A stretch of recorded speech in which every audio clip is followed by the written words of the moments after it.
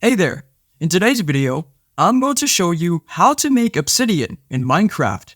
Let's get started. Once you've reached Minecraft, the first thing that you want to do is look for a source of lava. So as you can see here, I have my source, lava. And next thing that you need to get is a bucket of water. So I'm going to look for that. As you can see there it is. Right, grab that, then put it in my inventory.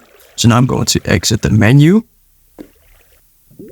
Now, to make obsidian, what you need to do is place a bucket of water into lava, and then you're going to get obsidian. But one thing to keep in mind is that when you're going to place the bucket of water into the lava has to be static. It cannot be moving lava, because if I put water, what you'll notice is that you get cobblestone, but we don't want that. We want obsidian. So I'm going to go to the top again, and I'm going to place the bucket of water on the static lava. So I'm going to place it somewhere here.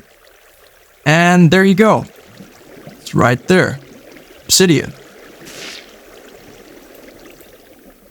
If this video helped you out, then please leave a like and consider subscribing.